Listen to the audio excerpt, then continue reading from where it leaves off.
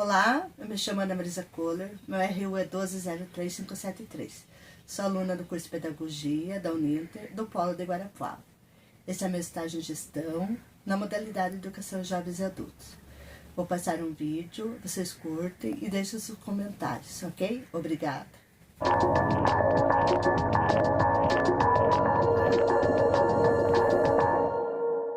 Estamos de volta com o nosso debate sobre a educação de jovens e adultos. Professora Rosângela, por que na alfabetização de jovens e adultos, a Secretaria de Educação optou por trabalhar com tema gerador? Porque temos a certeza na Secretaria de Educação da perspectiva freiriana da palavra mundo, que nessa relação dialética do educando, alfabetizar, que está em processo de alfabetização, ele demanda essa palavra que tem significado para aquele grupo e, a partir dessa palavra geradora, desses eixos que podem desencadear um processo de alfabetização significativo para aquele grupo de alfabetização. Nessa perspectiva, se pensou também o trabalho com o dedo de prosa. Explicitar o tema gerador, professor Ideraldo, tem a ver com a cultura dos jovens e dos adultos? Tem a ver. Tem a ver, na verdade, o que ocorre é que, como são os próprios jovens, são os próprios educandos que, naquela discussão, no dia a dia, né, eles vão se manifestando e vão manifestando as coisas do seu entorno, da sua situação social e da sua convivência. Então, essas palavras que vão surgindo, esses assuntos que vão surgindo, são tomados como temas geradores, né? Então, quer dizer, tem tudo a ver e está recheado, o ambiente escola está recheado disso ali com os educandos. Quer dizer, o professor não precisa abrir o dedo de prosa e falar, olha, vamos falar aqui então de direitos sociais, educação, como sendo um tema gerador, porque está aqui no dedo de prosa. Na verdade, a ideia é que isso aqui seja um exemplo, mas a intenção é que ele busque esses temas geradores lá mesmo no seu contexto. Quer dizer, tem tudo a ver. O papel que o educador tem que exercer para a escolha desse tema gerador, como se dá? Ele é um fomentador, na verdade, né? Então, ele fomenta as discussões na sala de aula e ele vai discutindo e levantando isso com os alunos até que, de repente, surja esse tema. Assim, não de uma votação, mas assim, de um acordo entre todos eles ali, né? Do que é realmente significativo naquele momento. Por exemplo, quando você está no início com o seu grupo, os seus educandos, você vai conhecer os seus educandos. Que identidade têm esses educandos? Quem são as pessoas que estão ali? Que história elas têm? Então, essa identidade, ela é um disparador, ela é um eixo de trabalho e ela é um tema gerador. Porque a partir disso eu vou produzir textos. Eu vou produzir textos dentro das perspectivas de linguagem, não apenas escrita, mas dentro da linguagem artística, dentro da linguagem matemática. Eu vou construir junto esse novo código e construir junto essa história com o código escrito, mas também usando outros signos, outros símbolos linguísticos.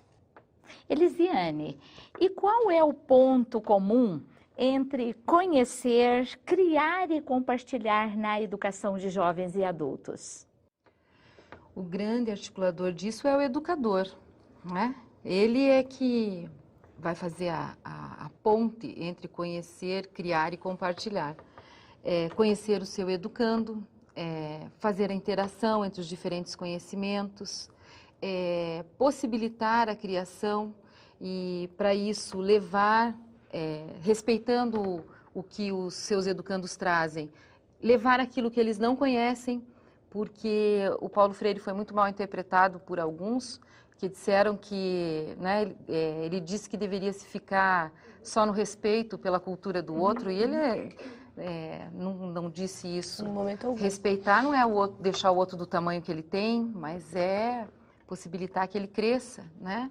Então, é tratar de igual para igual a chamada cultura erudita, que já foi popular um dia, mas foi expropriada por alguns, da mesma forma que se trata a cultura popular, que hoje é considerada de baixa qualidade por muitos, né? Não, por alguns, e consumida por muitos. Então, isso tudo, o Paulo Freire já refletiu sobre isso há muito tempo, mas quem faz a articulação, né, e na produção do conhecimento é o educador.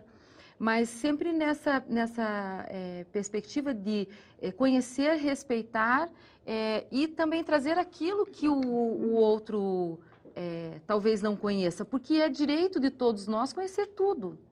O mundo é nosso, não é? Não é isso? Mas eu acho que pelo menos você dá a condição desse educando de procurar ampliar o seu conhecimento em outros espaços. Que você não leve todo o conhecimento, porque seria... Não tem nem como, muito, né? Mas que esse educando tenha a capacidade depois de caminhar sozinho, procurar fazer suas pesquisas.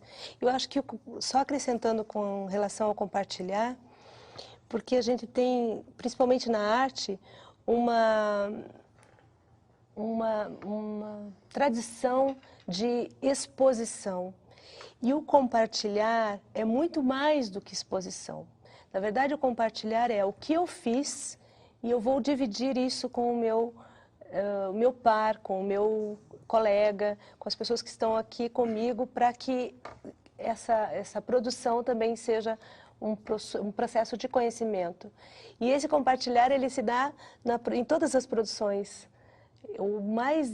A boniteza do compartilhar é que você divide, né? Você não se expõe, você divide.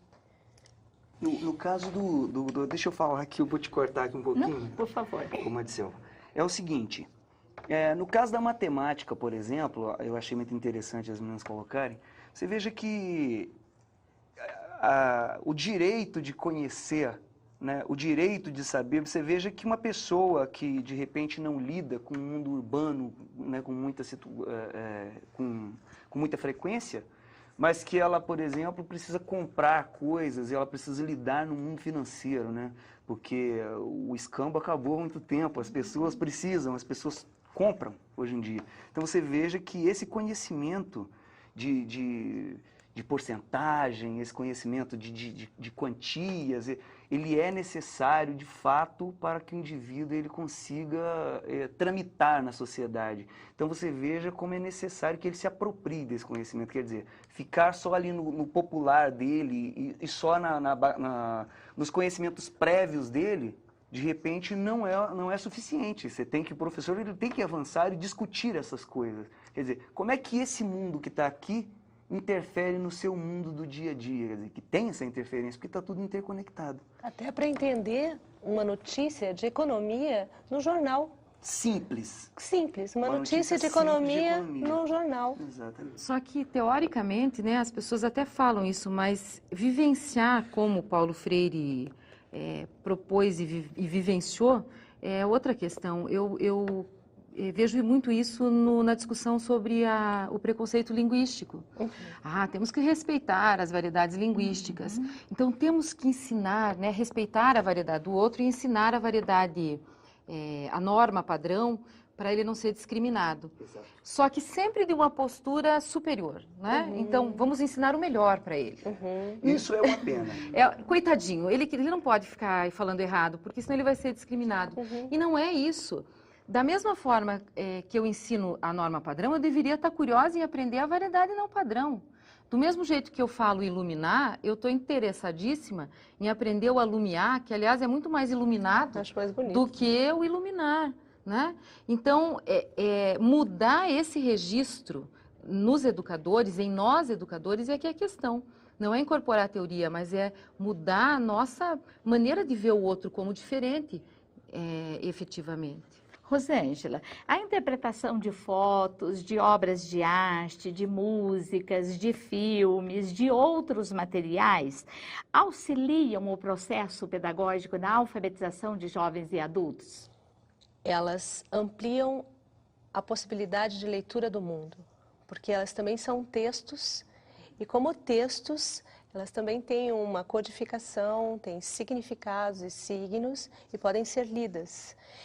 E, para além disso, esse educando também traz imagens e produz essas relações com as suas relações com a arte no seu cotidiano.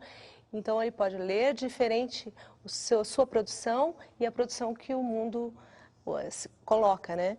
Acho que uma possibilidade de trabalho e que a gente pode usar o livro do Dedo de Prosa também como disparador é quando você está numa relação inicial com o seu educando, de conhecê-lo, né, a identidade desse educando. Você tem algumas possibilidades de imagem que constroem essa identidade, que você pode ler, tanto de alunos, de educandos, que tem na página 24, quanto na página 34 de fotografia. Inclusive, ela suscita uma possibilidade de trabalho, se você me permite, de colocar ela como um exemplo. Eu posso sugerir para os meus educandos que tragam de suas casas uma foto que significou uma mudança no seu comportamento. Eu fiquei diferente depois disso. E que eles tragam essas fotos para o espaço de alfabetização, para a sala de aula, e contem essa história. E a partir dessa contar essa história da sua foto, do seu significado, reconstruir uma outra identidade, fazer uma montagem coletiva a partir de recorte, fazendo um significado daquele momento ou do momento que o grupo entenda como importante para eles e expressar essa temática, essa linguagem de outra maneira. Você pode fazer uma instalação com isso, os objetos que estão ali, as fotos, e pendurar na sala, e fazer um espaço de interação com essas fotos. Você está fazendo uma produção artística com um significado para aquele grupo e uma leitura tanto do que foi produzido quanto do que eles trazem do seu cotidiano.